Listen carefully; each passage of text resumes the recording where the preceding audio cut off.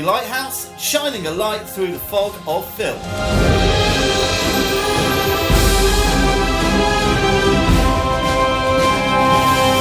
Lighthouse. My name's James. I'm Nico. I'm Laurie. And I'm Wyndham. Hello guys, how are we doing today? Very well, thank you. Pretty good, thank you. Yeah, show number 2. Halloween special. Yeah, It's exciting, isn't it? We're on a roll now. It's exactly one month since we did the last one, so I'm glad we've all made it through the month, and here we are, back and ready to do another show. Everyone had a good week? Yeah, Pretty good, thank you. Yeah, it's been alright. Yeah. Yeah? I'm conscious though that in this month we've got to cover quite a lot here. We do have a lot to get through, and so we've got to keep moving on, yeah? Yeah. All Fast paced, choppy, cover. So we watched Halloween 3 again last night, didn't we? We did, but this actually in itself would be a Halloween special, right? Yeah. It has to be. Yeah, happy Halloween, everyone. Yeah. Happy Halloween. Ooh. Is there things that we can drop in that Halloween special? Well, there you go. I think what I'm going to do is just edit that bit out and splice it in every 30 seconds. Brilliant. Okay. Bit of a soundbite. Alright, so let's get going then. Shall we have a bit of news? Yeah. Hang on, before we have a bit of news, can we all just at the same time go Halloween special I together? reckon. 1, 2, 3. Halloween special. Wonderful. Great. Alright, so he's got some news for us. It's a bit serious, but I think we can't do a movie podcast in the current climate without at least mentioning Harvey Weinstein. As a Halloween special as well, I think that's quite appropriate. Yeah, right, and isn't it? actually, it kind of it does tie it because clearly, absolutely horrific. All these allegations coming out, Allegedly. but nobody's surprised, right? We're not surprised. The whole concept of a casting couch Yeah. is established. Everybody kind of knows about it, and it kind of just, for me, it can't only be Harvey Weinstein. He's the one who's going to get buried by this First. but it just First. needs to be pushed now. Yeah. and everybody to be called out. I think it will be like the kind of BBC pedo thing that was going on. Okay, we're having a serious chat here, and it's not really in the light of what Lighthouse is all about. But you know how just one thing unfolded after another with the BBC a few years ago, and I kind of have a feeling Hollywood's going to get a taste of that quite soon. I'm sure you're right. It's completely endemic, and I'm sure the delightful Mr. Weinstein, who turns out to be an angelic character, is not the only one. Allegedly. Allegedly. That's right. When I say the only one, I'm not saying the only one who's been doing these things. I'm saying the only one with allegations waiting to come out, because it's not alleged that there are these allegations. The allegations are there. Yeah. and he's just denied non-consensual sex, not sexual harassment. So he's effectively copped to inappropriate behaviour. He's just contesting. He's saying he never raped anybody, and they're all saying yes, you did. So he's kind of copped to that, and there will be lots and lots of other, as you say, lots of other allegations waiting in courts and that kind of stuff. But one of the reasons I wanted to raise it was I've been watching a lot of films since we last met, and a lot of them are rubbish. I've done a lot of the good, groundwork for these should be avoided at all costs. But the level of just endemic sexism and the way characters behave to women and all that kind of stuff in almost all films, when this kind of stuff comes out, you start watching it with your eyes a little bit more widely open, and you start thinking, holy shit, this is awful.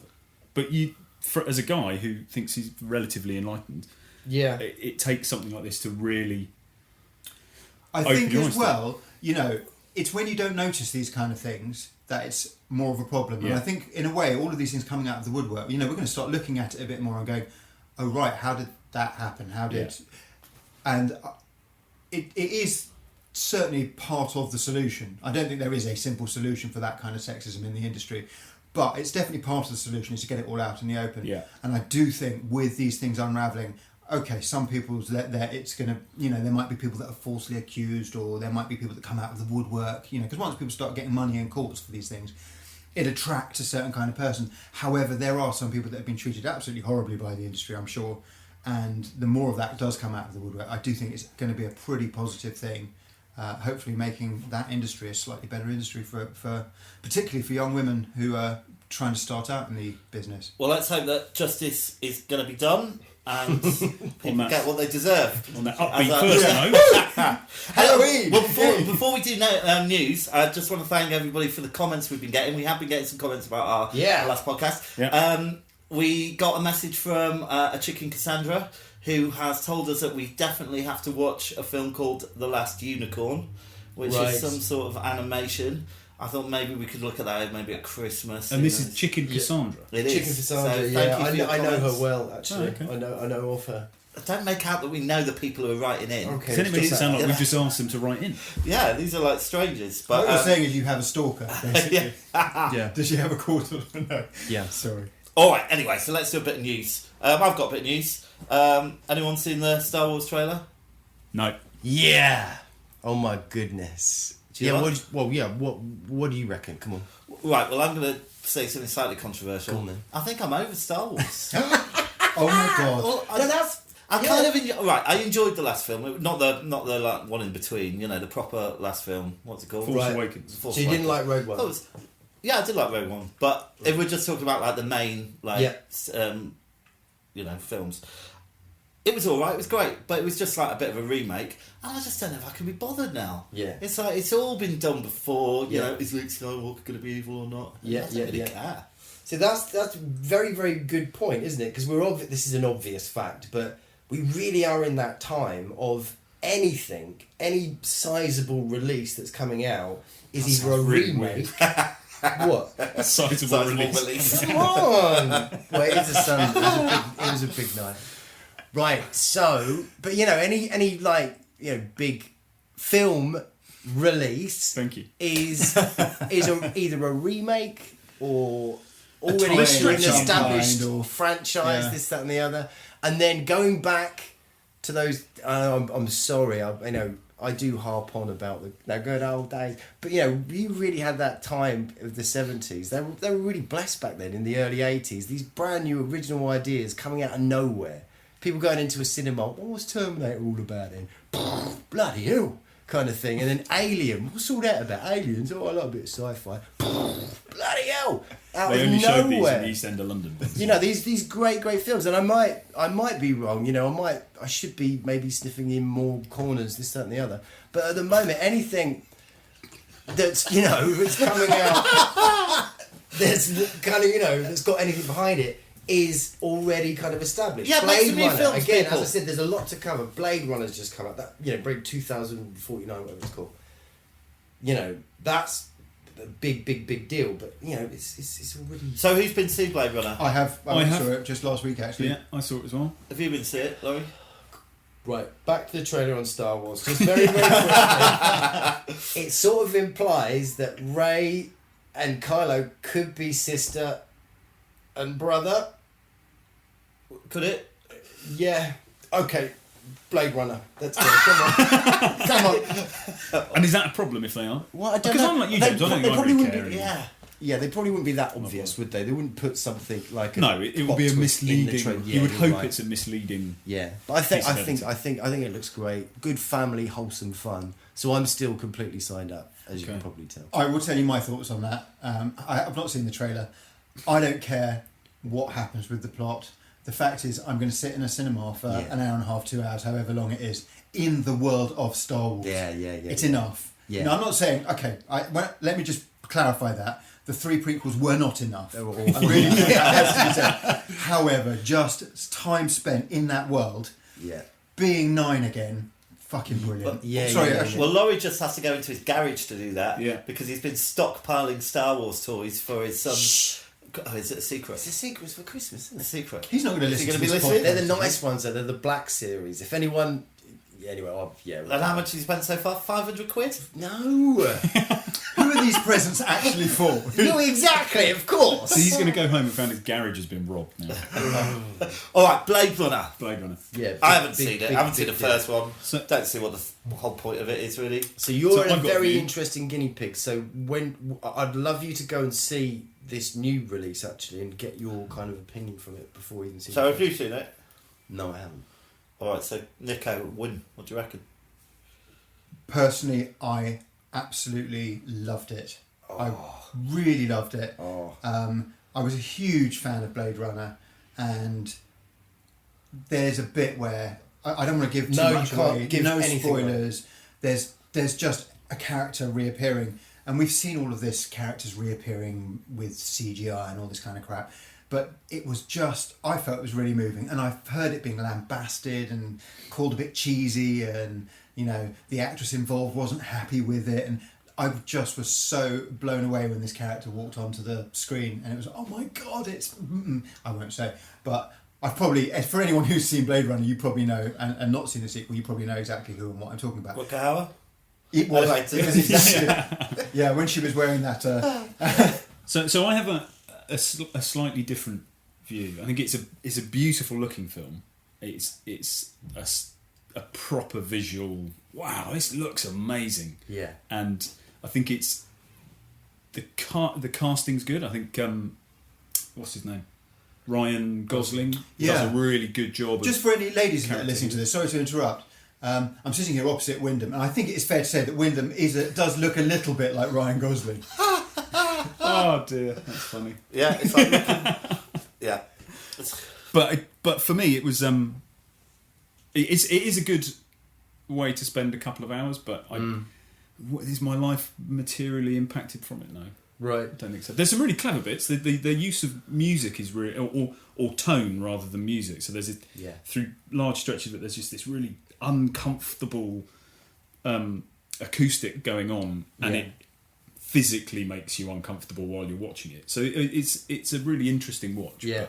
But I wasn't such a massive fan of the original, but I think because the Blade Runner was such an absolute complete work of art, they kind of had to really go to town on this. They could not. They could not kind of really mess this up. So when you talk about the sound, there would have been tons of thought put into that. Absolutely. The design of it, obviously, again, tons and tons of thought put into that. And I was aware that the director and the designer kind of locked themselves away for like almost a year, and it was literally just the look of it, the design of it would actually sort of dictate kind of what the story would be.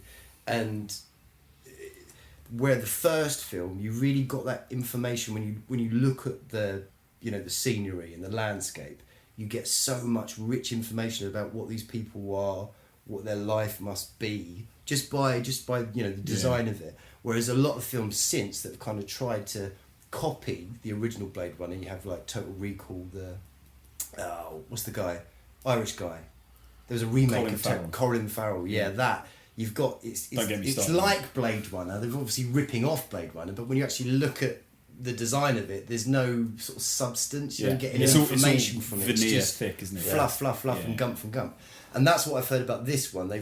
That sort of the design and stuff that you see there is really rich and informative. So that's what a lot of the old fans have really, really celebrated. But I think there's that. Obviously, the first film you've got that really sort of deep, like you mentioned in the previous podcast, that whole sort of I am, I live, I want to live thing. Yeah. So I imagine they're doing kind of that kind of stuff again, but maybe a different line. So tune in next month, guys, when Laurie's going to review another film that he hasn't actually seen. I haven't actually even seen. No. Oh, goodness me. Are they covering that kind of stuff? Do you know, it's different deep questions, but it certainly does. Yeah, it certainly ticks those boxes. Also, in some ways, the conclusions of the original film are not really overtly expressed, especially if you watch the director's cut and you don't go straight into the version with the cheesy voiceover. I love the voiceover. With the wonderful voiceover. So that there's something slightly vague about it. You're left wondering until fairly late on. What is the status of Deckard? Is he a replicant, or is he this confused guy? What's actually going on there? And this is much clearer. What's going on here? Right. But at the same time, it's asking us a little bit: at what point is something genuinely alive when it has some form of consciousness? And that gets you thinking about what do you mean that? Define what you mean by conscious. Define what it means to be alive. So, even though in this way it's not answering those questions, it's posing some pretty big questions. Cool. Yeah. And it does a nice job of nodding to the original in some of the sequences. They're not exact rip-offs of the original, but you can see that they've kind of gone, actually be really cool if we did a version of this for the new film. So it plays. It's worth watching, definitely. All right, I think I've changed my opinion on it, actually. It was a great film. Yeah. Halloween special. All right, let's move on. Bit more news. Anyone seen the new Star Trek series? Yes. I have, yeah. I have. Star Trek Discovery. I've been watching them. Yeah. Laurie? No, but I've heard So, they what do you think? Well, what I think. This is what I think. They chucked the F word in there. They do. Yeah. Yeah. Yeah. What? Yeah. That's not Star Trek. It's a bit more realistic, though, isn't it? You're having your arse shut. I'm enjoyed it. So I struggled through the first episode. Yeah. Because I didn't think there was any charisma amongst any of the characters. Well, they killed them all off. Oh, spoiler. But since then, I've thoroughly enjoyed it, and I think the fact that is it Isaacs? Yeah, Jason Isaacs. Jason Isaacs. I think he's brilliant in almost everything he does. So I like having Jason him Isaacs, by the way. I quite like it. Yeah, I'm enjoying it. It's growing on me. Remind me of Jason Isaacs. Is he the... He's a captain. He's Oh, Lorca. right. Okay, cool. The lady... I feel like we should know people's names if we're going to do a podcast about these things, so I'll brush up on these things. However, the lady that plays Michael Brandon, Yeah. she is awesome. Yeah. You know, my wife is an actress, and I know that some of you here are all involved in that world. And she really introduced me to the idea of, you know, there are internal actors and external, you know, people that are kind of pretending, and then there's the real acting of really understanding what your character does know and doesn't know yet, and then kind of responding to it. So Sonequa Martin Green plays Michael Byrne. Right. And she is flipping awesome. Yeah. Really just a beautiful actress to watch. I don't mean just like, cool, she's beautiful. No, I mean she's a beautiful actress to watch in the way that she's looking at things, and she really doesn't seem to know what's about to happen next, and is genuinely reacting to, you know, what's happening around her. And So they've kind of upped it again, have they? They've Yeah, well, the really weird thing chucked is, some it's heavy acting in. Yeah, now this is my But problem it's with set it. 10 years before the original. Yeah, Star so Trek. once again, they made there's this obsession with making prequels, which basically means that if they just set it after all the Star Trek that has been out already, they could go wherever they want with the story. But because they haven't, they've got to bear in mind all the law, all the Star Trek law that comes after it. So, like, if they're going to have the Borg in it, for example, they're going to have some convoluted reason why they meet the Borg and nobody else gets to meet the Borg. And the other thing is as well, Jean-Luc. there's a technology about this Star Trek that if it was 10 years before Kirk, hologram technology, it would have been kept, right? Yeah. And it works, why is their technology better? it works at a level. Okay, there's some teething problems, and they're going to iron that out in the first series, and they're definitely going to iron it out in 10 years. And something has to happen for them to junk that technology. Yeah, but why? But they wouldn't. Why bother? They wouldn't. They've proven that it's very weird. They could still junk the technology if it had been set in the future. Absolutely. I just don't see the point in it, really. I've noticed a similar thing with these new Alien films. You know where Have you seen it? And no, Prometheus. I've seen that one. All right. So that one is obviously before Alien, and the whole tech in it, they're unabashedly just like the tech's super swish, super slick. It's like, fuck, what? But you just have to go with it. Yeah. You just have to switch off. But high hopes for it. We'll talk a bit more about it as the series goes on. The Star Trek. So thumbs up, right? And although, I think so. And although I'm a month late, I have now seen Alien Covenant. What did you think? It's one of those that is, I'm not quite sure why. It's interesting. Makes money. It's really interesting. It's a franchise. And it is that kind of, okay, this goes to that. And it does arguably answer a couple of questions. Yeah. It's a Clone War problem. I'll tell you what, you know, I quite liked watching Covenant, and I came out and think, oh, that's quite good. However, you've just mentioned it now, and it was, 3 months ago we went and saw it or something, and I'm struggling thinking, oh yeah, which one was Alien Covenant? Yeah. Now, if you said anything about the first Alien, Yeah. I could tell you exactly, you know, if you made a quote, I'd probably be able to tell you where it was from or which, you know, whereabouts in the film, roughly. And the visual imagery of it, it's really clear in my head. So why isn't Covenant? You know, in many ways it looks better, it's slicker, it's better, you know, it's a better cut, it's got a better score in Bigger some ways. budget. Yeah, bigger budget, definitely. But- why am I having a moment of, oh, which one was Covenant? Because it's not made, but it's not original. It's not made by someone that really genuinely cares about it. It's just a thing. Also, that makes money. It's but also the franchise. idea of it is always better. So when they talked about the Clone Wars in the original Star Wars, it was like, great, what are the Clone Wars all about? And then we get to see them, they're shit. There's actually some good stuff in the Clone Wars. That's the animation, but I'm talking about Attack of the Clones, for example. Oh, right. Yeah. God. All right, but we need to move on. Has anyone got any other news they want to bring to the table of news? No, not really. I watched Free Fire. Anybody seen Free Fire? No. That's good. Great. More from that later. Watch this space. All right, so we're doing a review for you today. We are gonna be watching In the Mouth of Madness. So we're gonna stop and go downstairs and watch it now, and then we're gonna come back and give you a little review of it. And I'm not a big fan of horror movies, so this could be a very. So just before first thoughts, has anyone seen it? I've seen it. I went to the cinema when it was out originally. I've seen it quite a few times. I'm a bit of a fan, so I'm quite pleased that we're going to watch it. I saw the first 3 minutes of it to check that the Blu-ray that I bought of it was actually in English, even though it has a German title on the box. It's very hard to get hold of. That 3 minutes was very good. Wyndham? So I saw the trailer. I googled the trailer on YouTube. Right. Excellent. And I see. My problem is I don't trust Sam Neill. Really? I'm concerned. He plays characters that are wrong-uns. Yeah. Event Horizon. Okay. He was in Jurassic Park.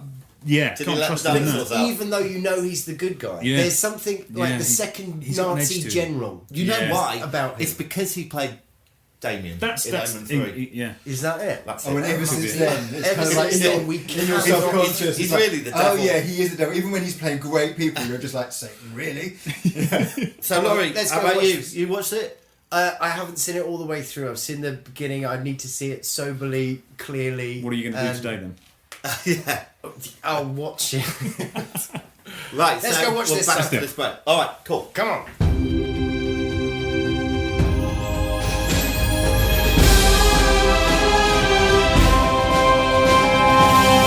Lighthouse Halloween Special. All right, we're back after watching In the Mouth of Madness, directed by John Carpenter. The writer was Michael DeLuca, and featuring Sam Neill. And just a little fact for everybody before we kick off. Mm-hmm. One of our listeners, Keb Hully, contacted us and told me that a fun fact is that In the Mouth of Madness was inspired by the Mountains of Madness by H.P. Lovecraft. Well, they are. Right. It comes as no surprise when you're watching it. It's like H.P. Lovecraft, everywhere, slapped everywhere, isn't it? It's that whole thing. So first thoughts, Wyndham. Not quite what I was expecting. What were you expecting? Well, I was expecting it to be scary, Yeah. and it wasn't. Yeah. And I wasn't expecting it to be quite so spoofy, almost. And I think what confused me is the quality of the copy of the film makes it look much more contemporary than it is. So then when you kind of get into the effects, you kind of go, wow, that is rubbish. Yeah. In a really Nico. rubbishy way. Let me say, first of all, I've had a very, very long week and I'm feeling a little bit exhausted, so that might be part of it. I really struggled to stay awake. Yeah. I really found myself going, God, you can do it. You can do it. Come on. Yeah.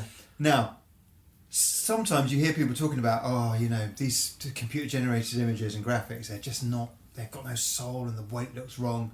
And I think there maybe is an argument to be said for that sometimes. And particularly when CGI is bad, it's bad. But nobody really comments on it when it's good because it just looks real. The latex animals and creatures and stuff in this were awful. And, they were as bad in The Thing, but because of the action and the dynamism of what's happening in the story, it's like scary and cringy. Yeah. But it's also in The Thing. It's okay that it's like that. Whereas the thing is phenomenal. The effects in The Thing are phenomenal. But I think they look great. The effect where the so spoiler alerts clearly here. Yeah. If definitely. we're reviewing it, it's got to be spoiled. Yeah. When the old lady who's running the hotel, Yeah. you see her with her tentacles and her axe See, I thought that wasn't too bad. Well, I thought that tentacle bit wasn't too bad, but the bit near the end where we've got these real Lovecraft animals coming out through the tunnel. It does look really, really bad. But I think through time though, like a lot of people have tried to make Lovecraft films, haven't they? And they always kind of sort of failed because obviously in Lovecraft's writing, it's all tentacles and so otherworldly. It must be a big challenge, but it is a shame because you think of Carpenter, you think of The Thing, and those effects were made like literally with chewing gum and all like weird household products, this, that, and the other, squirts and blobs. Yeah. Whereas this seems like they definitely obviously had a budget, but it's just there's no sort of guts and. So the plot, we should mention the plot really a little bit. So we've got this character, what was his name? John Trent, and he's an investigator, an insurance investigator, and he goes on the trail of a missing author, Sutter Kane, and he ends up going into the fiction. What did you say, Laurie? It was... So he's looking for a never-ending story for adults. Grown-ups. A never-ending story, because he kind of basically, he's looking for Sutter Kane who's vanished, and he finds this kind of sort of secret path to find this place, Hobbs End. So before we get to Hobbs End, the setup, what do we think of the setup? Did it engage us, or was it like a bit schlonky from the start? It didn't quite engage, I felt. And there was something about the look and the feel of it, and it's Americana nostalgia, that even though they talk about Sutter Kane at the beginning, he puts Stephen King in the dark, and yet the whole thing kind of made me think quite a bit of Stephen King. As in his really badly translated book to film approaches. I agree, and it was just it tried to establish its baseline in a really truncated kind of, I'm just telling you this is the baseline kind of approach, as opposed to showing. I mean, there was an awful lot of exposition all the way through, wasn't it? I am now explaining what's happening for the plot to move on. Yeah. Okay. Right from the opening as well, Carpenter the soundtrack is such a big deal for me in Carpenter, and obviously the early films, Halloween, and all that stuff. The Thing. But with the soundtrack of this, because this one he's done, because that's Carpenter again, but he's doing Metallica. He's bought himself a chorus pedal, and they're off. Right, and a lot of the sounds are kind of the workstations of the 90s, which all had presets with names like film soundtrack and film score too. Right. And when then you hear those in film scores, and it's like, when going back to Blade Runner earlier, when Vangelis was making that, he wasn't using any presets called film score. He was reinventing what films sound like. And so every kind of sound that you hear in the score of Mouth of Madness is a sound you've heard even in adverts, from TV series. There's nothing kind of it's not charming. No. Pulling this all back though, I suppose, right, okay, so it definitely doesn't work. I'd say Sam Neill is great in it. He puts in a good performance. But he's pretty consistent anyway. He is pretty consistent. Yeah. It's a bit too clunky. I think if you condensed it, it would be a lot better. I quite like the bit when he's come back from Hobbs End and his character's, he's trying to tell people. So we'll get to the end of the bit. Yeah. All right, I went to the cinema to see it, and I loved it at the cinema. But I really have to say, I don't think it's aged well. I haven't seen it for years. I'm watching it again today, the cold light of day. Certainly with the effects, which is maybe it's because we watched the Blu-ray. Don't know if that helps. Maybe we should be watching it in 6 pixels, But it was cringy a lot of the time, and I couldn't take a lot of the characters seriously. And, Styles, I saw another group of kids, the kids weren't good. Spooky kids. So the thing for me that I've now realised makes a horror movie for me is scary kids. But like properly scary kids, and actually more specifically scary girls. So the twins in the Shining. Any time there's just like some kid with his head slanted slightly, they don't have to do a lot. So when the girl turns up in this, I kind of go, okay, he's now feeding my fear. And then she's got weird pin teeth, and but the bit where she's kind of going, "You're our mother." That had the potential to build, for me anyway, to be freaky, but it didn't do anything. They just wanted their ball back. Yeah. And there wasn't a lot of sense. I mean, the female protagonist, I can't remember her name. Linda Stiles. Linda Stiles. Right, so she gets possessed or taken over by the book or whatever. Yeah. She gets pushed into the book, doesn't she? Yeah, I think you missed something. And like the light shot out and then suddenly she was possessed. Right, yeah. But so she goes back to the hotel, he comes back and she throws him through the door, and then he keeps making an effort to get her in the car. Yeah. It's like, well, why would you do that? Yeah, there's lots of weird bits that don't quite work, is there? There's like loads of flaws, and there's things that said that don't end up meaning anything, and there's loads of cliches, cliche.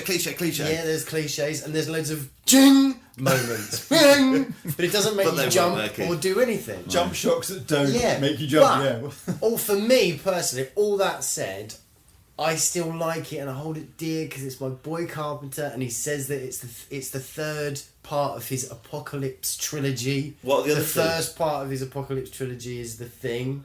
The second is Prince of Darkness, which I also really like. I really like that one.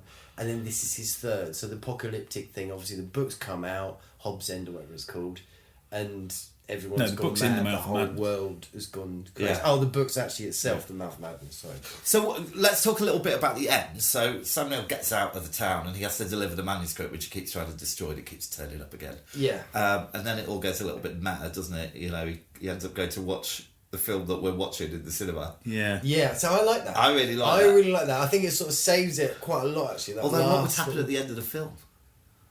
He'd be laughing. It's trapped. All trailers. Metallica. The cinema screen would just be a massive mirror. Yeah. And he would be laughing at himself laughing in this endless feedback loop. Yeah. Yeah, so there's the Which kind is of... kind of a happy ending. Yeah. Wyn, what did you think at the end? No? No, well, I don't know. It was the ending felt a little bit like the beginning, that they kind of went, let's do a really short establishing piece and then just explain stuff as we go along. And then the end was almost like, oh, and he's now completely conquers. Yeah. Yay! That's madness, folks. I mean, I suppose the more you think about it, if you pick out the characters like Sutter Kane, you can almost imagine he was, you know, a bit of a bad writer, trying to make it, and then kind of sold his soul to the devil, and then the devil possessed him to write this stuff. Yeah, but He you're thought he writing was a being better version of the successful. film Yeah. than... But you can see that you can understand that, like you're talking about the idea of going, should we make this film or not? And there is some really great stuff in it. I think the but idea is brilliant. It just clonks. But and if blunts and- if they'd done less is more with the whole effects and a little bit, I think Yeah. it was a lot Yeah, more so fun. I mean, there were things when you see when you're in the hotel and the old lady is kicking somebody under the counter. That's her husband. Yeah, but you just see her this kind of she looks down, boot. So I found all of that was a bit good. I thought that was a bit Royston Vasey. Yeah, it was. Yeah, It there was. was quite a bit of that. But not as good. you know? Yeah. They could have made so much more of the town. Yeah, when you say Royston Maisie, like, oh wow, you could have.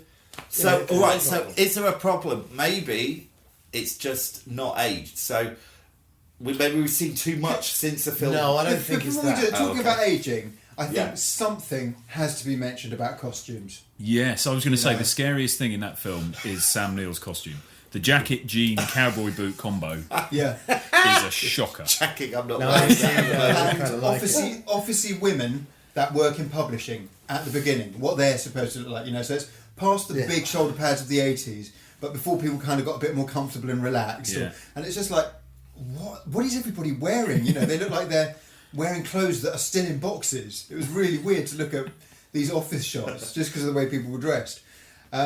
We had some good celebrity cameos. We had David Warner. Yeah. Top of turn. Charlton Heston. He's always consistently good. Charlton Heston, consistent. Yeah, He was yeah. pretty good. I'm not a big fan of him, but No, No, he but he does what he you was there. expect He's a him big to do. name. Yeah. Damn it. He looked sinister. He looked more sinister than some of them. When he Yeah. looked at the beginning, when he gives Linda Stiles a bit of a kind of peer Yes. from under his incredibly Wyndham bushy is now eyebrows. doing a kind of furrowed brow. Yeah. Which I thought, do you know what? If the end kind of saved it for me a little bit, I was kind of getting a bit full of despair, but it got better at the end. yeah. I just. I don't think he got that much better. Then. It's hard, to make a really good Lovecraft film. What have we had? From Beyond. Is it called From Beyond? Yeah.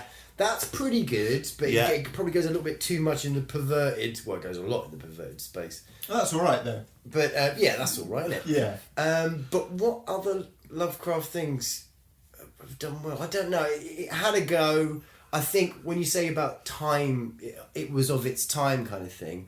I don't think that's the flaw with it. I think it's poorly put together. There's lots of holes. There's lots of stuff that. It was awful when they ripped open a hole and there was like words in the book and stuff. Yeah, so that's when it really struck me. Wait a minute, this is like a the never-ending story for grown-ups. And pictures. And and he peers through the gap, and Linda Stiles starts narrating what he's doing because Sutter Kane has written that part for him, and it didn't really work for me. So Sutter Kane is a brilliant name, isn't it? I mean, that is such a good name. I think I'm going to do mine by default. Next week I will be Sutter Kane. Yeah, nice. It did put me in mind of Stephen King's book, The Dark Half, to a point. Yes, it's not quite the same. Stephen King's book, The Dark Half, is about an author who has, very similar to Stephen King, who's written a number of horror novels under a pseudonym. I think the pseudonym's George Stark. Yes, it is George Stark. And he kills off his pseudonym. The author kills off his pseudonym, and there's an elaborate staged grave burial, isn't there? Funeral. But the pseudonym comes to life. So it's not. Yeah. It's not. It learns about sparrows. Yeah. No, it's a complete non sequitur. But that would be much better. Yeah. But not if it was made into a film, because nobody makes his films very well. All right, so final thoughts before we do the scoring. For me, I would say because it's part of that apocalyptic Carpenter trilogy, I'd say if you're a fan of Carpenter, just watch it. Do him a favour. There's some good stuff in it. Sam Neill's pretty good. I mean, Sam Neill did a film called Possession as well, which again is a very odd film, but that one works, really, really works. But this film is quite hard to get your hands on, so if you get the chance to watch it, just watch it. That's what I would say. My thoughts on it are something that you mentioned, that it was a sort of never-ending story for adults, and I really felt that it was never-ending. And considering it was bang on 90 minutes, it felt a lot longer than that. It did for longer than it's fair to say, Nico, you even left the room for a minute or pretending two. we had stuff to do. Yeah. I'll just go and check this has been recorded properly. Win? Yeah, no, I'm of a like-minded Nico on this one. If somebody gives it to you, and no, not even then. Not even then. Okay. Well, now that we live in a world where you probably have Netflix and Amazon videos and stuff like that, chances are you're not going to be stuck with nothing to do but watch a DVD. Exactly. Do you know what I mean? So I don't think it was that bad. Yeah, I don't think we need to go down that. I mean, it's the last thing I have that's in not the what I'm world. saying. I'm just to watch it. That's not what I'm saying. What I'm saying is, available to most people with an internet connection right now are probably better ways to spend your evening. Absolutely, but I think if someone got hold of that story and the script and maybe improved it a lot, it could make a really good film. Yeah, it's not sellotaped together right. It's just bits.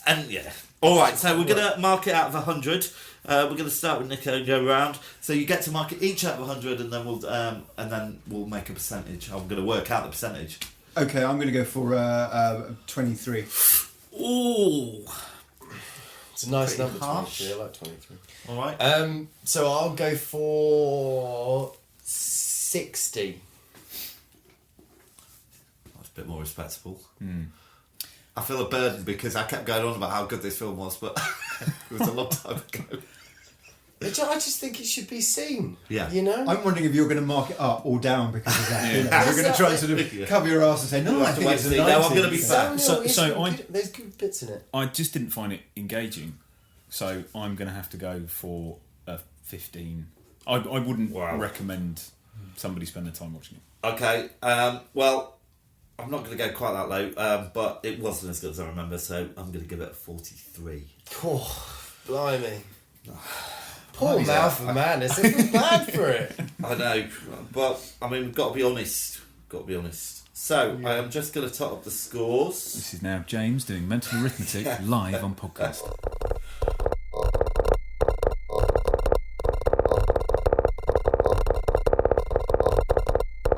That divided by that.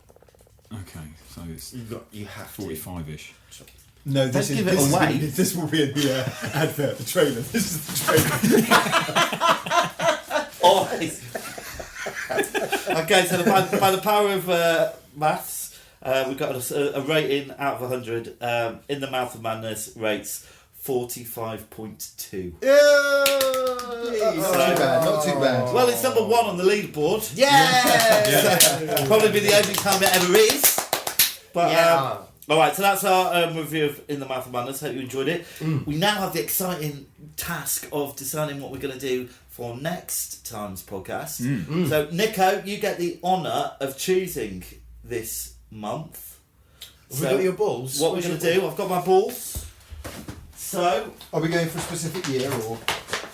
You'll do you see. remember how we do this? Yeah, I do. Yeah. All right, so I have. And we have to feel the balls first. Yeah, don't you've we? got to fill my balls. You can choose the ball. Okay. Just one. Sorry, just For one. listeners out there, he's going deep inside the Yeah. side, plucking the ball. Okay, and what number have we got? We have number 16. Okay. Fine number. Good number. Strong number. 16. All right. It's another 90s. Oh. We are going to be looking at the year 1996. Right. All right, so Just 2 years on. yeah. Okay. So let's make our choices, and Nico will get back to you.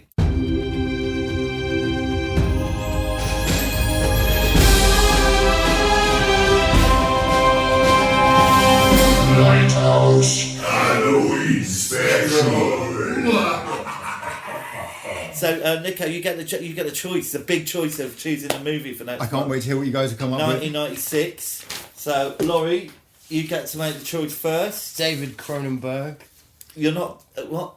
What? Sorry, go on. Crash. Oh yeah, good one. Good one. Okay. Do I just stop there? Wyndham? So I am going to go for From Dusk Till Dawn. Excellent. Yeah. I'm gonna go for a film that changed the genre of horror. Ooh. Scream. Ah. Right, okay. Oh, right. Okay. So we've got something a bit out there, with Crash. We've got something quite left field, and Not really a horror film. Really good. it is. And a lot to talk about. If I remember, it was a good film. I mean, we are going back a few years here, but I do remember it being pretty good. Then, of course, we've got all the excitement and the And it's like in your 3 face movies in one. Yes, isn't it? That's so true. It's a real It bang is. for your buck. Yeah, It's a good film. that is a good film. Not quite So as good as that's Scream, Dusk Till though. Dawn. Which kind of changed the whole genre. It did, and it was a big commercial, number. Which, God, this is a really tough choice. This is a really tough choice. I think.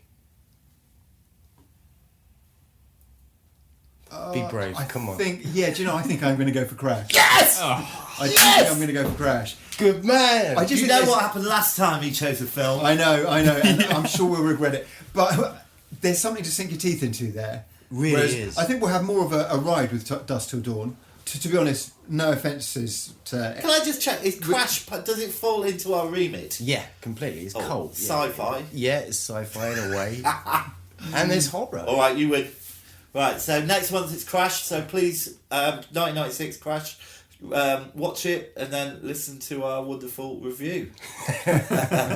Thank you for everybody for following us on Twitter and sending us messages on email.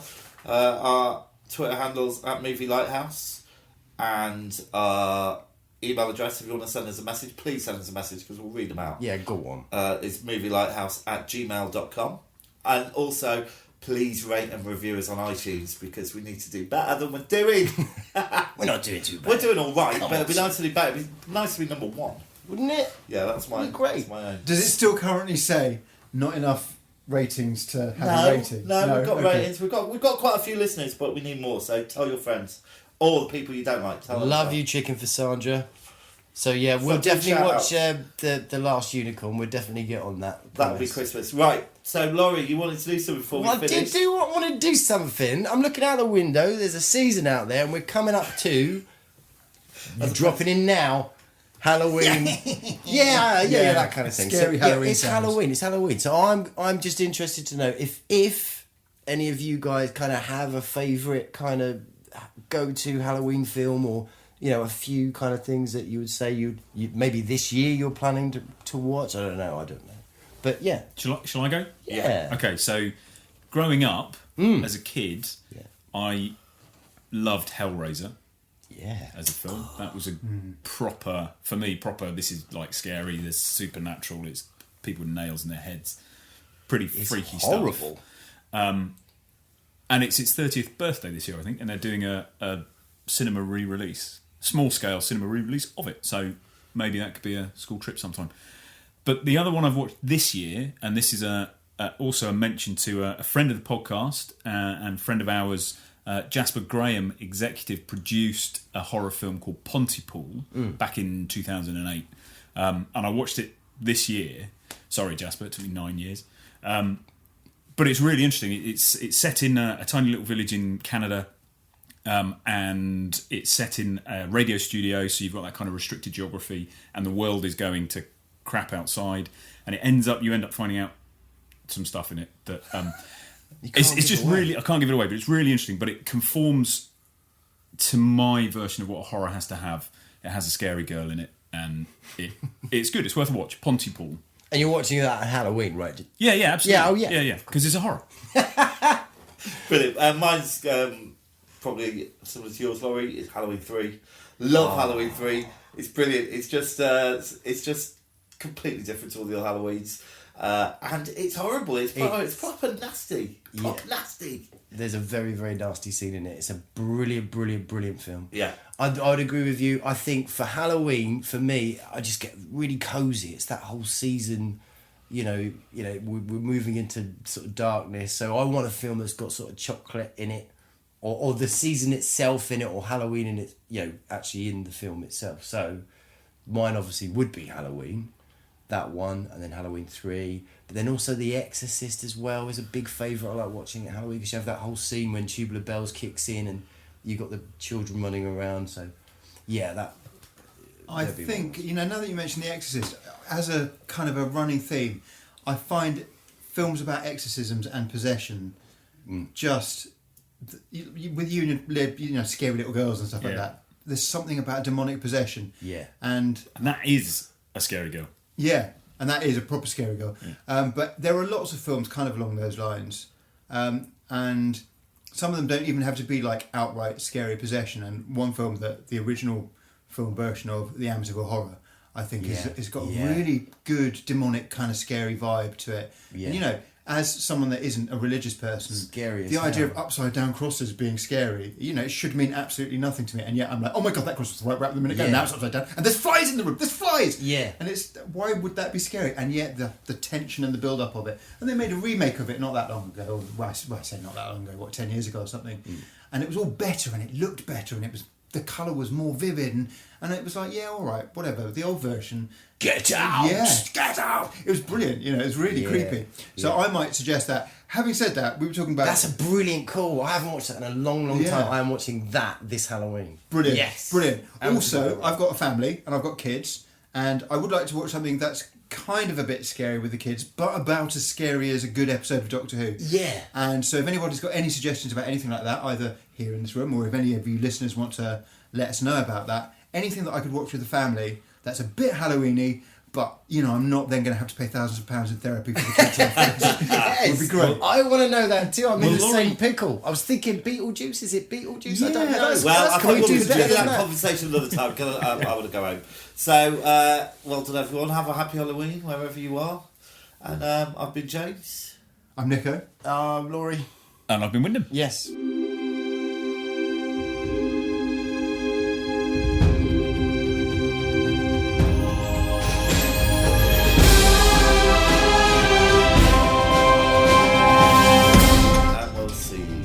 Next time to watch a film that isn't a horror or sci-fi or anything else besides it. It's about auto crash eroticism. Rip up the remix.